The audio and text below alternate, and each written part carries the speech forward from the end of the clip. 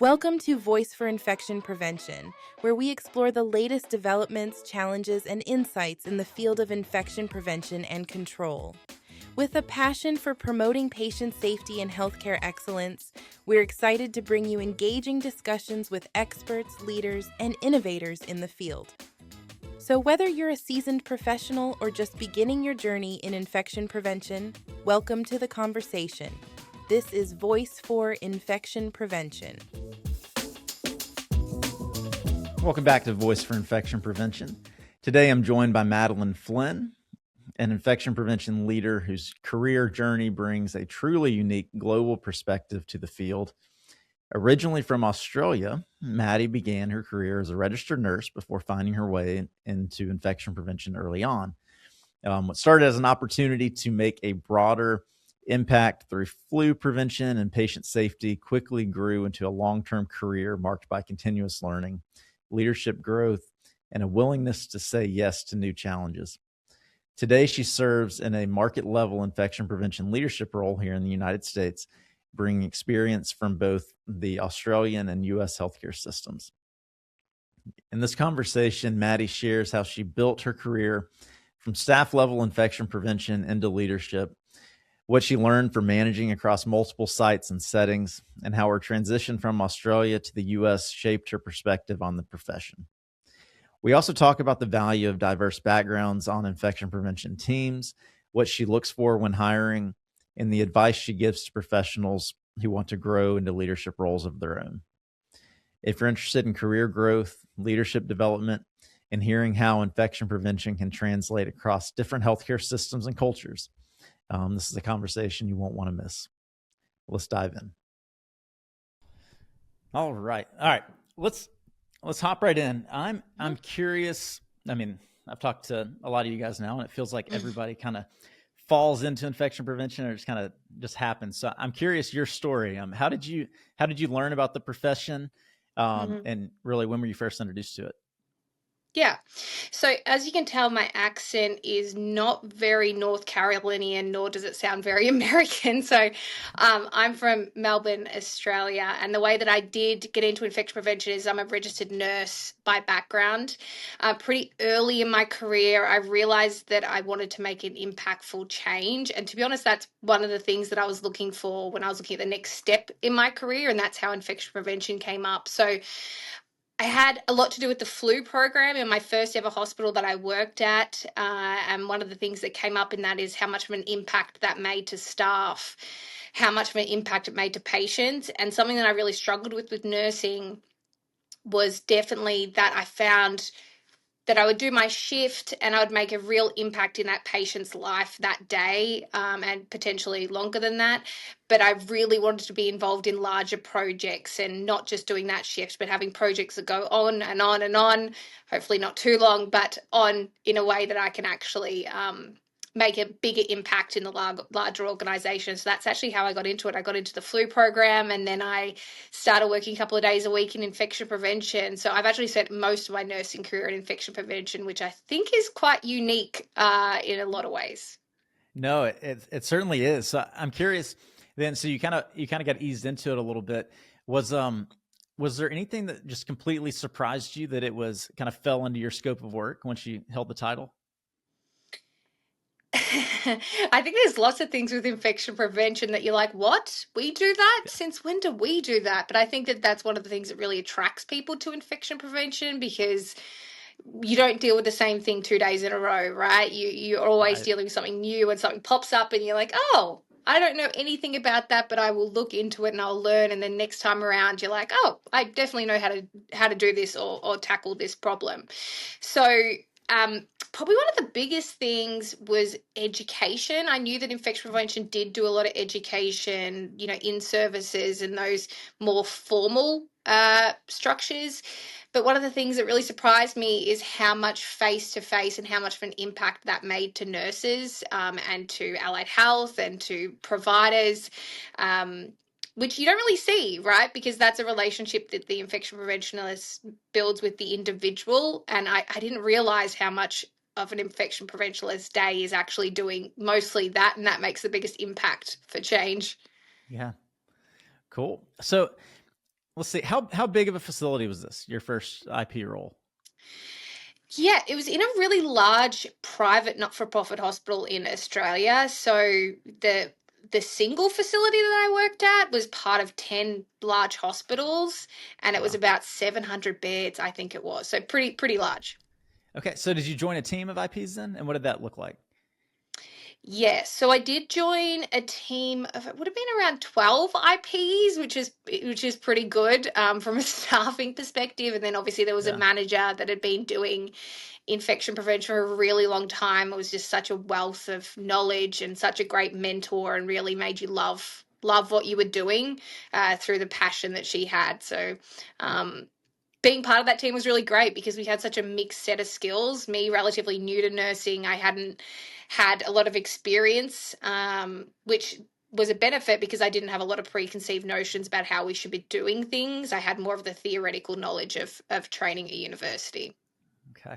And I'll get into the transition from United States work versus Australia. So and some of these questions will lead into that, but I'm curious. I mean, you say that and it blows my mind because staffing ratios just doesn't seem to even come close to that here with most hospitals I interact with. So that's a large team. Is that common, or were you like unusually well staffed in that position, or what was, I don't know. I mean, what was Yeah. that like there? So in Australia, there's no standardized IP to bed size ratio. There was a paper that was released many years ago in Australia that said that it should be around 1 to 100, 1 IP to 100 beds. And that was kind of the loose framework in which staffing was done. But I guess in the grand scope of infection prevention teams, it would have been about average size. Okay. Okay. And then, so you stayed in that role for about what, 5 years, and then maybe you swapped hospitals. Is that kind of what went on? Okay. So, at what point did you get your certification in infection control? Do you have that now? Was that something that was a big deal in Australia versus here? In Australia, it's slightly different. So there is a credentialing system now, but that is relatively new, and it's not nearly as widespread as the CIC is here.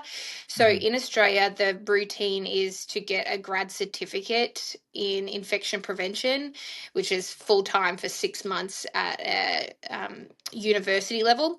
And that is kind of the expectation of being an infection preventionalist, plus obviously experience. And I got that maybe 2 years into being an infection preventionalist.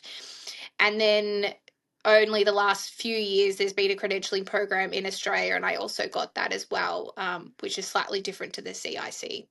Okay. And then, so you were in what looks like a pretty similar role for the first, I don't know, 15, 20 years of your career. Is that right?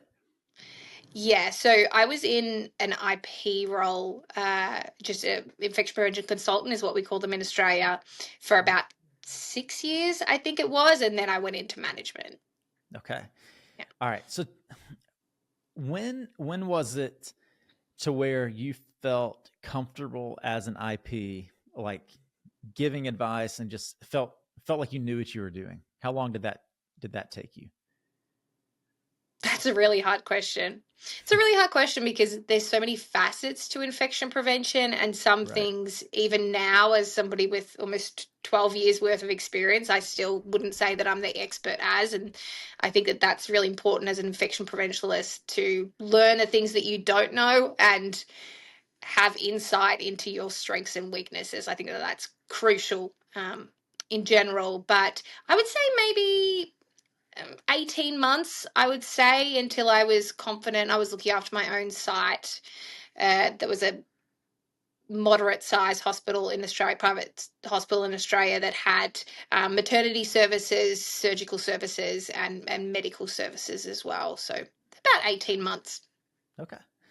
And then your swap into management.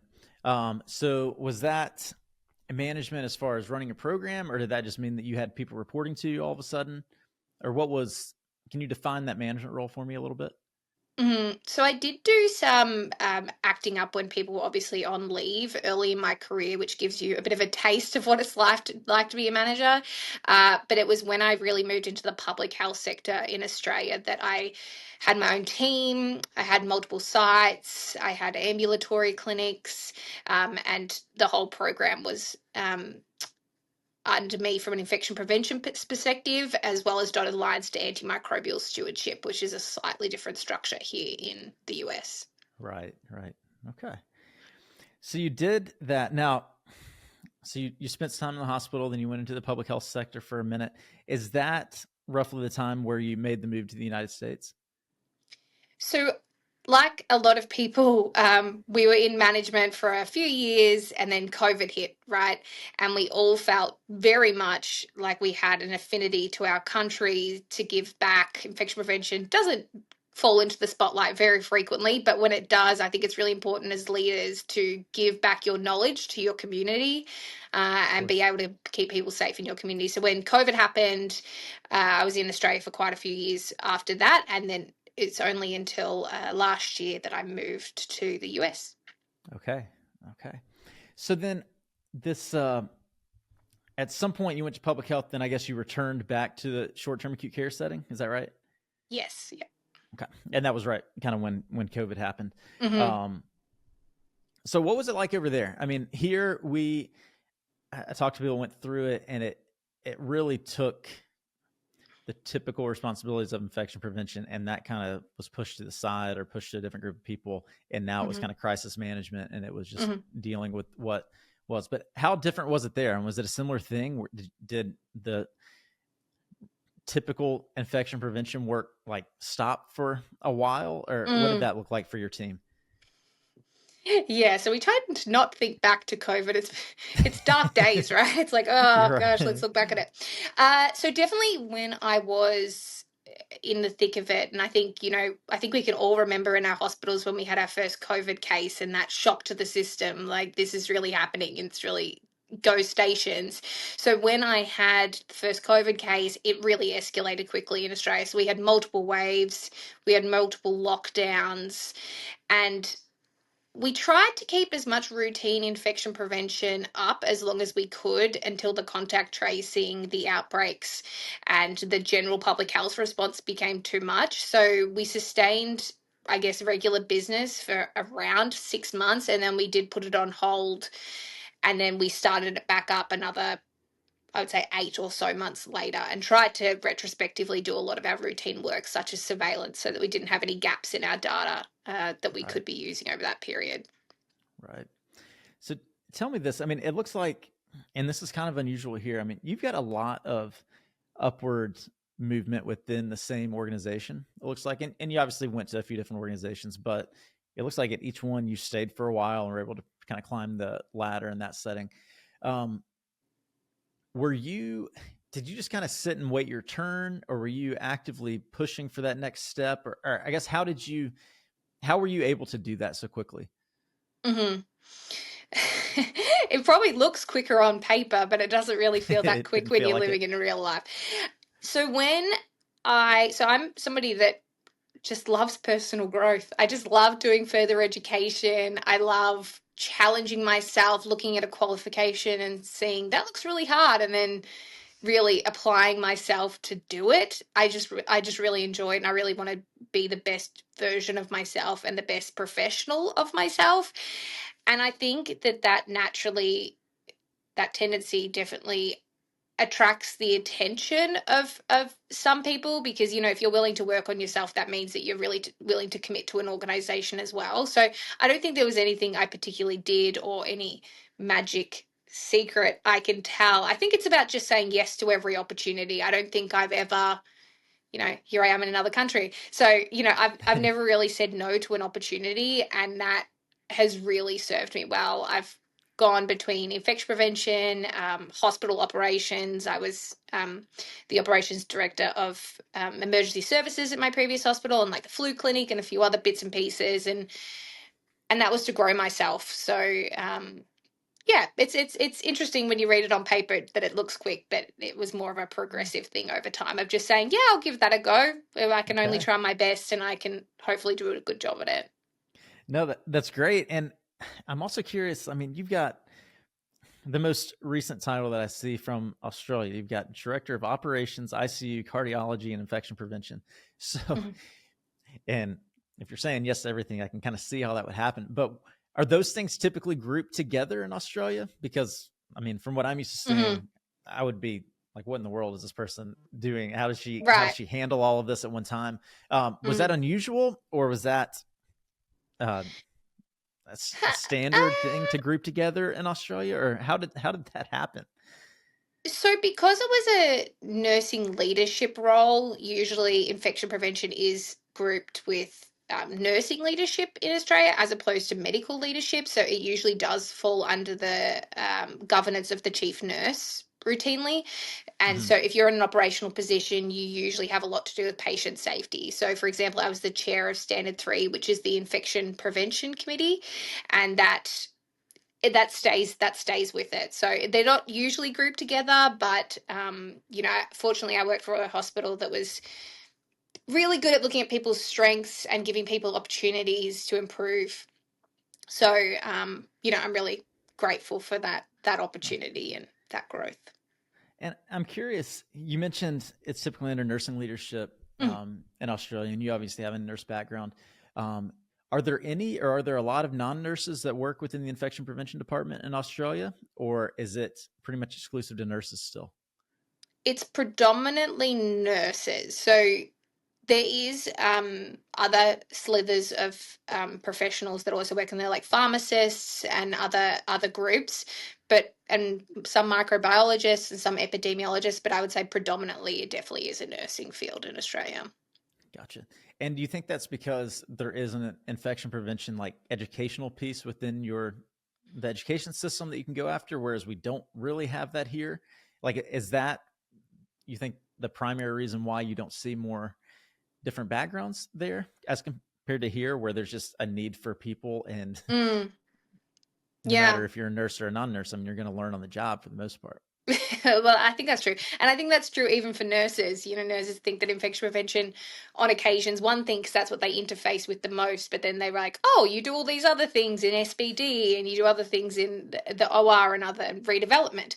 Um, but I think one of the things is in Australia is that it's we have nurses, but with the nurses, you can get, because it's a university trained system predominantly in Australia, so you can get that postgraduate qualification in infection prevention. But that also Hmm. doesn't stop a pharmacist or anybody else with an undergraduate degree getting that postgraduate in infection prevention. I just think Okay. it's historically been predominantly nursing, and I think it's stayed that way for a relatively long time. Okay. And the reason I ask is because, I mean, here it was predominantly nurses. I think now it's really gotten close to 50-50 at this point between nurses and non-nurses. And I mean, it's such a hot topic Hmm. um, here. And it seems now, which, yeah, I don't know. I don't know enough to say if it's a good thing or bad thing, but it seems like the predominant thought now is in the U.S. you want a team that has as diverse of backgrounds as you can have, and that just gives you the best team. Hmm. But coming from a place that has still predominantly nurses, and coming here, do you see the value in having a diverse team, or do you think it still makes the most sense for nursing to be the predominant background in the field? I think the more diversity, the better, right? So my team that I currently have, we have people from all backgrounds. We have people from micro backgrounds, lab backgrounds, SBD backgrounds, and pretty much all facets of nursing that there are. And that is what makes a good team. I think a good team is obviously a compassionate group of people who care about each other and the common goal of keeping our patients safe and our healthcare associated infections down, but also to be able to recognize that other people's strengths are not a threat. Other people's strengths are your strength too if you're in an effective team. So I'm definitely on board with the more diverse, the better. Gotcha. And now I want to get into the transition from Australia to the US. How did that even come on your radar first off? And then I want to also go into kind of what that transition looked like. But yeah, how did the thought even come to your mind? I mean, was it something you always wanted to move to the Mhm. US one day? You mentioned that you're attracted to challenges and you want to keep doing. Did something just kind of present itself and you're like, oh, well, let me look into that? I mean, how did that go down? Mhm. So pre-COVID, I definitely was interested in living overseas and doing something a little bit different. Everybody has different healthcare systems. The Australian healthcare system is very different to the US healthcare systems in good ways and bad ways. And I think that that's important to recognize that neither does anything better than the other. They just do it differently. Okay. And Mhm. that's fine. But one of the things that came up pre-COVID is that I wanted to have that opportunity, and I'd been to the US quite a few times and liked the culture of the US.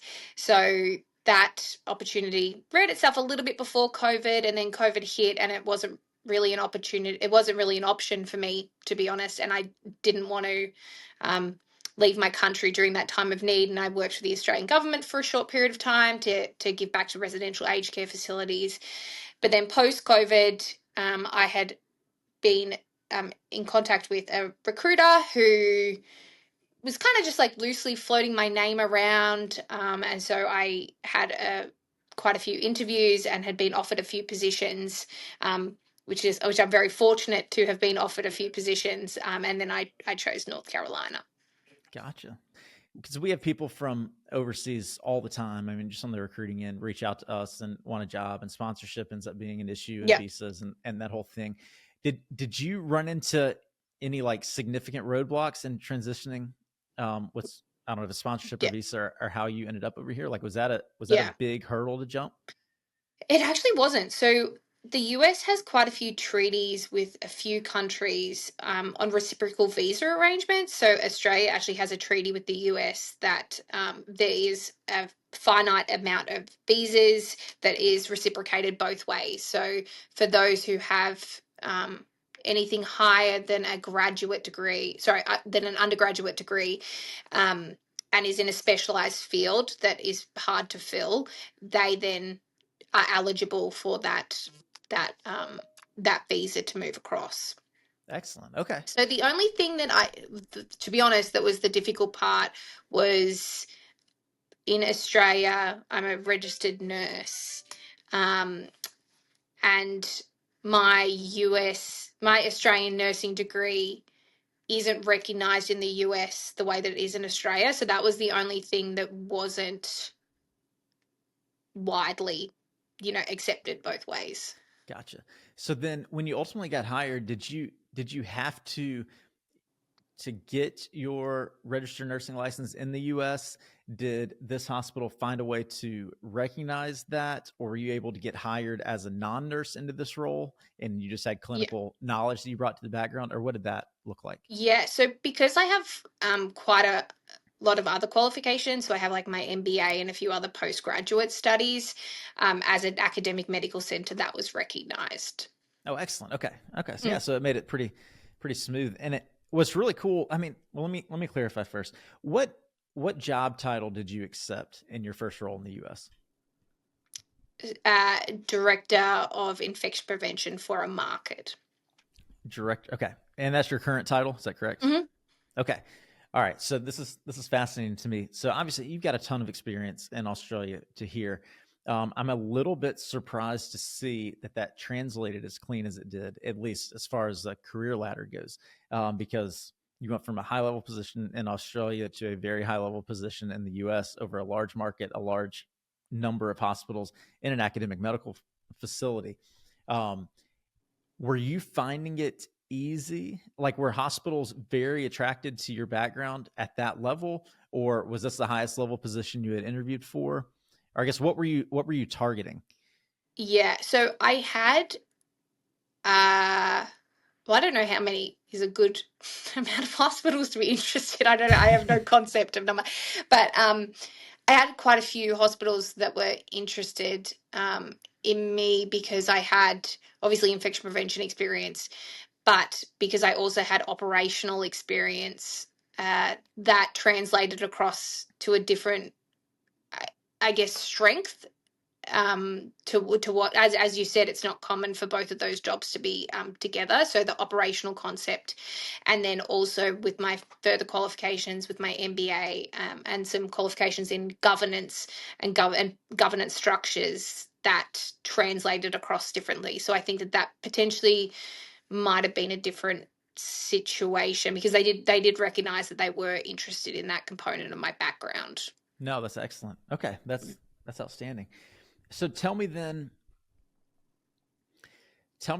how big of a transition did you think it would be, and how big of a transition has it been? Mm-hmm.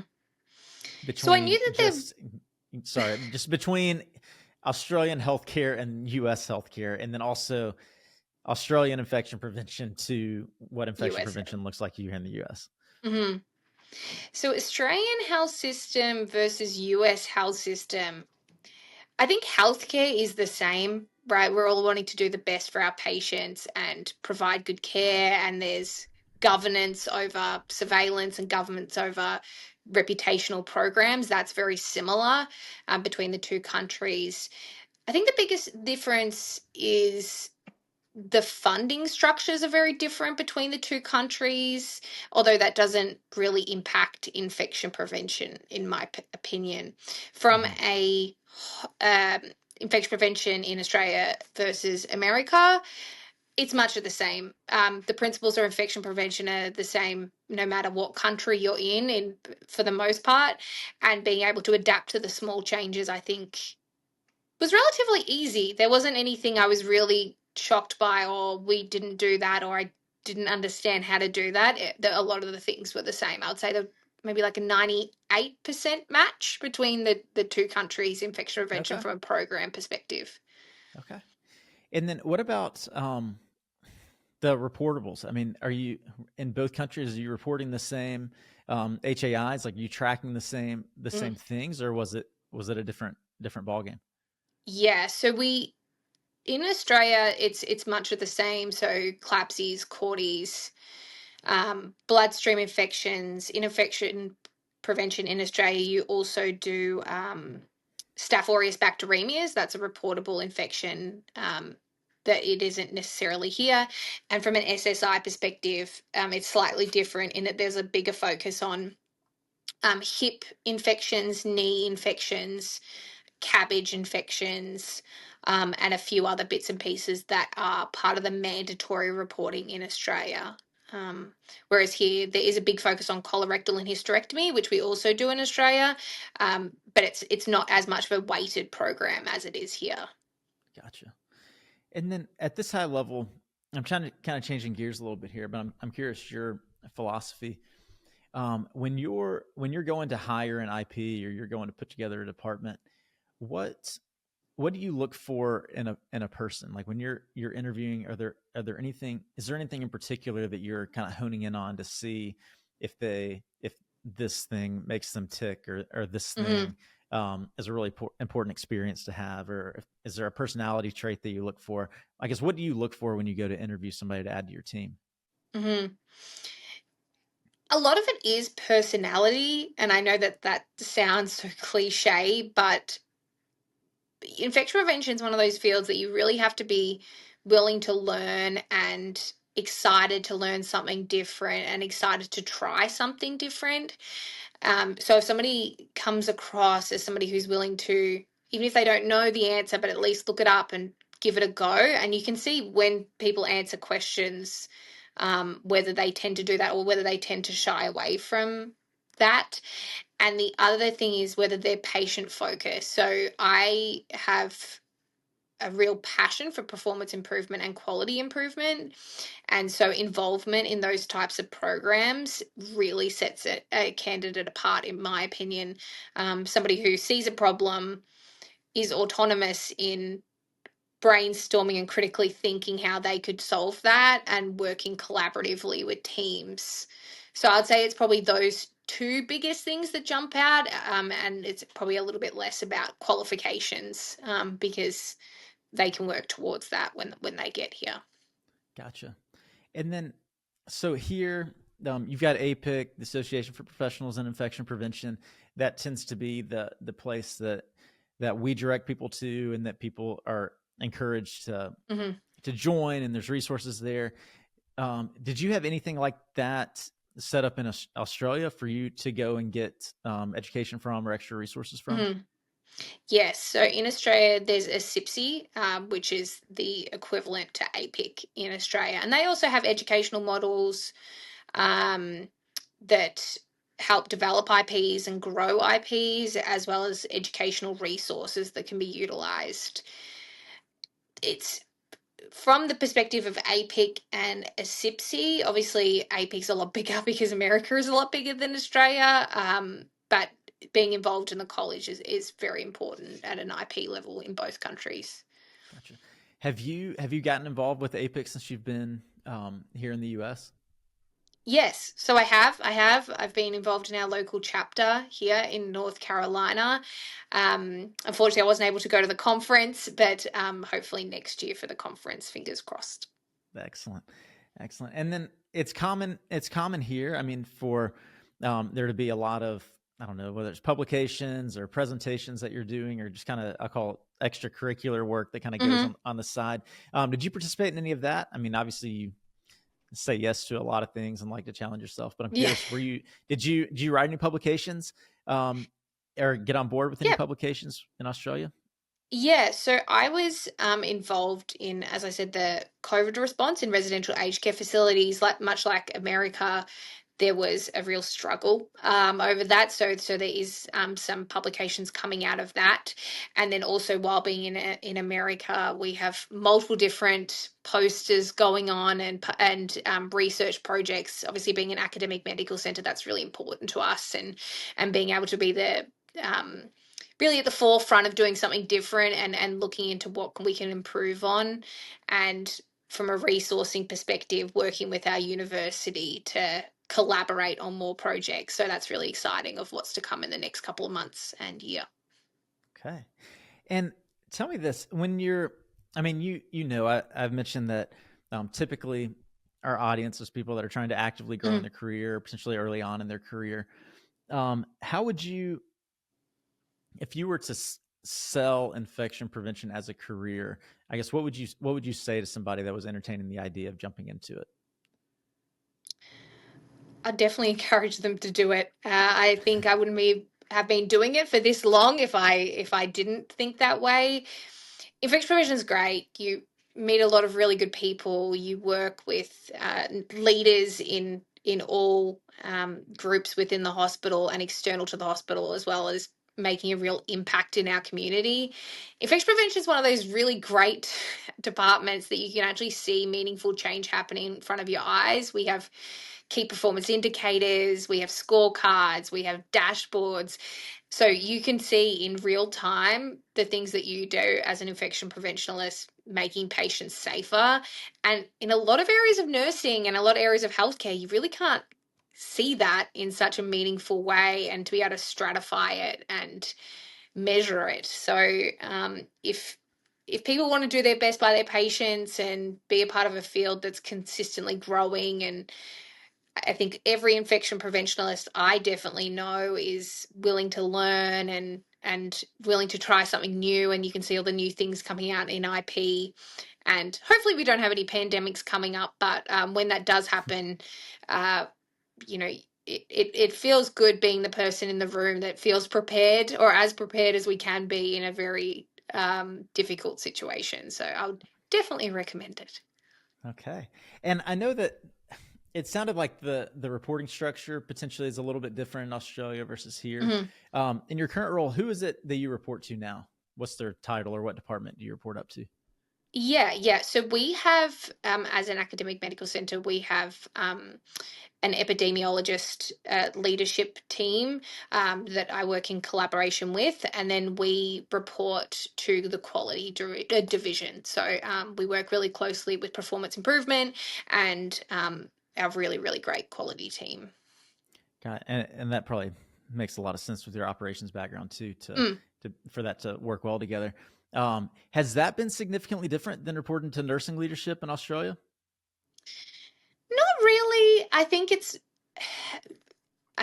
as an infection prevention leader, because it's such a specialized field, I think your leader really trusts you and needs to trust you. So as long as that trust is there, and I've always experienced that trust, it's much of the same, right? You have somebody in your court if you need help, if you need somebody to escalate to, and somebody who's really there to advocate for the infection prevention team. I think it doesn't really matter if it's quality or nursing or what their formal title is or directorate. Gotcha. And I'm curious, just because of your unique background, I know there's differences, and I know nothing's necessarily better than the other one, Mm-hmm. but is there a reporting structure to you personally that just makes sense? I genuinely don't have a preference one over the other. I've been really fortunate, and I'm not just saying this because I wouldn't just say this. I've had really good leaders. I've had people that care a lot about infection prevention who are in nursing and quality. And the best thing about healthcare is that everybody is so compassionate and kind. So no matter who you come across, whatever their directorate is, as I was saying, it doesn't make a huge difference, as long as they're there to back you up. So I don't really have a preference over one over the other. That's a good answer. Like I said, I just Yeah. know if you would have a unique perspective on that, but that's good. Yeah. Tell me this: how many hospitals are you over now? 5. 5 hospitals. Okay. So one thing when I'm talking to people that are system leaders or corporate leaders like yourself, one of the biggest challenges in being in that role is just kind of emerging or getting 5 different hospitals, 5 different cultures, 5 kind of different operations, all kind of doing the same thing or close to it. But how do you, has it been a challenge to you to navigate different individual cultures, or is that something that's kind of come easy to you because of your operations background? But I guess how challenging has that been to you? I think it's always challenging, whether a hospital's been a part of a system for 50 years or whether it's been part of a system for 5 months. There's always challenges that come along with it. One of the big things that I am really passionate about as an infection prevention leader is really being out there and building those relationships with the CNOs and CMOs. And by building those relationships, you can really work through what makes that culture tick and adapt your strategy to that. So, for example, if a facility is relatively new and they're feeling, I guess, the teething problems of just being part of a different system and different processes and those types of things, that they might need a little bit more care and attention when it comes to explaining the rationale for changes and the processes in which policies are changed or products are adapted, being able to really build that relationship with the leaders and visit the sites and really talk to the staff makes life a lot easier. But fortunately, I've come into a system that has been one for quite a long time. We do have ambulatory clinics coming on board quite frequently, so that is a bit of a change. But again, just really getting down to what makes a department or facility tick is critical, and really being with them and talking about what their patient safety focuses are and how we can integrate into that, because there's no point building a whole new system if there's something already in place that's working, or if it's not working, being able to kind of guide that and work with the leadership to really execute the vision for infection prevention. Okay. And one thing it looks like that you've really had a lot of success at is finding ways to get additional experiences or challenge yourself. And a lot of issues that we face here, and I operate a recruiting firm, so I see this often, but many management positions will require previous management experience. There's a lot of IPs that are probably qualified for management level positions as far as their knowledge of infection prevention goes, but they don't necessarily have the management of people experience that programs want and that next level.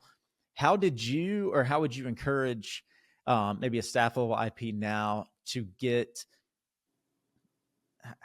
leadership experience or just exposed to leadership experience? Or I imagine taking on projects would help, but I guess how would you encourage, or how would you suggest that somebody working with the team on the staff level now get some of that experience they may need for the next role? Yeah. love this question so much, because this is a question I've gotten so many times in my career, to be like, how do I get to a manager, or how do I get to a director, or how do I get to that next level? And, you did mention some of the things that are highly effective. So leading projects, showing that initiative is critical, right? If you're not doing that, it makes it really difficult to be able to see leadership skills, right? Leadership skills are multifactorial. You have the soft skills in relationship building and being able to show that, which is quite easy for staff level infection preventionists, but the leadership part and being able to show the structure, and that you understand the structure and concepts and theoretical concepts of management, is a lot harder to show within your regular role. So I would definitely recommend initiate projects and lead those projects, definitely performance improvement projects, research, making a poster, writing things up for internal hospital awards is critical. Then also in all organizations, there's committees that people can join, right? You have an interest in a particular committee, volunteering to be on that committee so that you see how a committee is run, how different leadership styles run meetings, and how they execute the strategy of what they're trying to achieve within that meeting, is something I would also very much recommend. So if you're interested in occupational health and safety, or if you're interested in let's say antimicrobial stewardship, seeing if there is an opportunity for you to sit in on that or get on the committee and be involved at that level would be very advantageous for getting to that next step in the career ladder. No, that's and also showing the career growth, I think, definitely. So personal growth and having insight into your deficits and areas of improvement, and making active steps to address those. We all have areas of improvement. Nobody's perfect, but being able to identify that and work on that is fundamental to what it takes to be a leader. That's an excellent answer. Yeah, I mean, that's as good of an answer as I've heard to that question. So thank you for that. We're coming up on time, so I want to kind of open the floor and give you one kind of chance just to speak a little bit to maybe listeners that have been in infection prevention for a minute. And burnout obviously is a very common thing, probably in all industries of healthcare, but particularly infection prevention coming off of COVID. But do you have any advice or encouragement you could give to anybody that might be a little burnt out at this stage in their career? I would recommend taking a step back and evaluating what you're doing, not just from what your job role is and what you're currently putting into that, but also from a psychological perspective, where you're spending most of your time. So when we think about that, we all have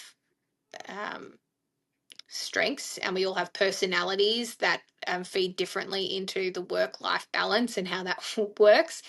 So doing something like Gallup's strengths is, I would recommend for all infection preventionists to look at what makes you tick, what gives you energy, what takes away energy for you, and then work on that. So when we understand ourselves better, burnout is much less likely to happen, because you know how to look after yourself. And I think a big thing is, and I think it's when we've been in leadership for a little while and been in healthcare a little while, it's really important to just be really kind to yourself. Don't be too harsh on yourself. Not every day is going to be perfect. You're not going to succeed the first time every time. You're not going to get every job that you apply for. And you're also not going to get every promotion that you apply for. But it's about that resilience and being able to take a step back and really reflect and draw upon a situation is something I would recommend for people that are feeling burnout, to better understand why it's happening and how you can avoid it. Okay. Thank you for that. It's another solid answer. Thank you for joining us on this episode of Voice for Infection Prevention. We hope you found our discussions informative and insightful.